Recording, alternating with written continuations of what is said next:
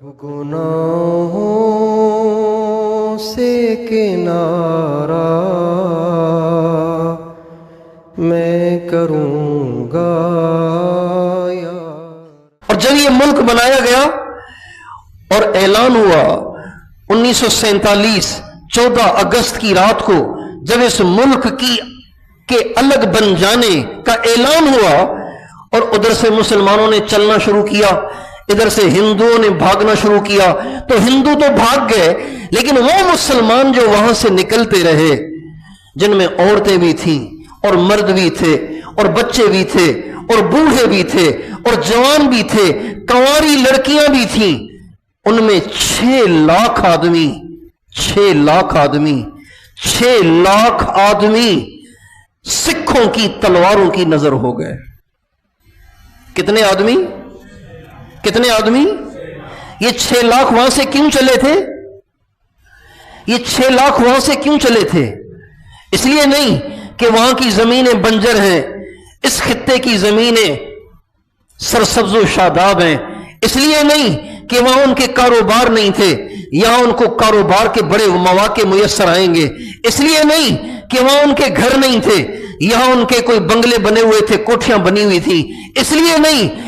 بھی نہیں کہ وہاں ان کے ہم زبان لوگ نہیں تھے، یہاں ان کے ہم زبان لوگ تھے، وہاں ان کے ہم مزاج لوگ نہیں تھے، یہاں ان کے ہم مزاج لوگ تھے، اس لیے نہیں، صرف یہ 6 لاکھ مرد، عورتیں، بچے، جوان، بوڑھے، کنواری بچیاں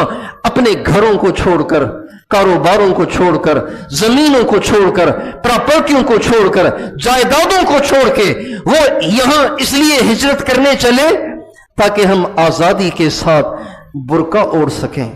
آزادی کے ساتھ ہم دین پہ چل سکیں، آزادی کے ساتھ ہم نمازیں پڑھ سکیں، اپنے بچوں کی دینی تربیت کر سکیں۔ ایک اسکول میں ہندو بھی پڑھ رہے ہیں،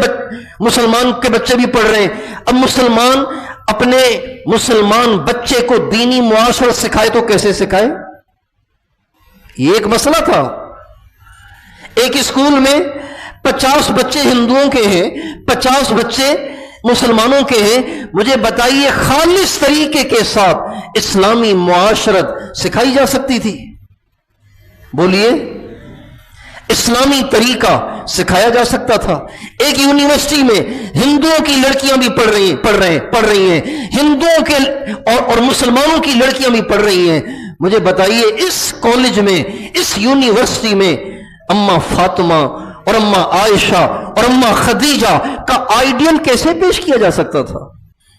جبکہ آدھ ہندو ہیں؟ اس لیے اس کی ضرورت پیش آئی کہ خطہ بنایا جائے جہاں اسلام نافذ ہو، جہاں اللہ کا حکم پورا ہو، نبی کا طریقہ پورا ہو۔ ان 6 لاکھ انسانوں نے، مسلمانوں نے، جن میں کنواری بچیاں اور بوڑھی عورتیں بھی تھیں اور جوان بھی تھے، بوڑھے بھی تھے، بچے بھی تھے، انہوں نے اپنے گھر بار چھوڑے، بنے بنائے گھر چھوڑے، اور آگے کوئی گھر ملنے کی امید نہیں، اپنی دکانیں چھوڑ دیں، آگے کیا ہوگا، کہاں سے کمائیں گے، کیسے کھائیں گے، کوئی ان کا انتظام نہیں۔ یہ کوئی آسان ہے؟ یہ ہجرت کرنا آسان ہے؟ اس طرح ہجرت کرنا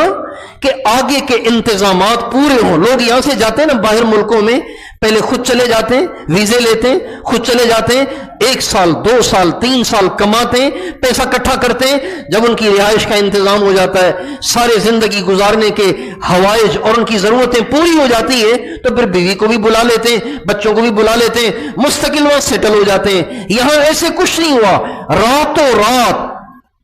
راتوں رات انہوں نے کیا اٹھایا ہوگا؟ ان 6 لاکھ انسانوں نے جب اچانک ریڈیو پہ یہ اعلان سنا کہ پاکستان مسلمانوں کا ملک الگ ہو چکا ہے، ہندوؤں کا ملک الگ ہو چکا ہے، جب انہوں نے یہ اعلان سنا ہوگا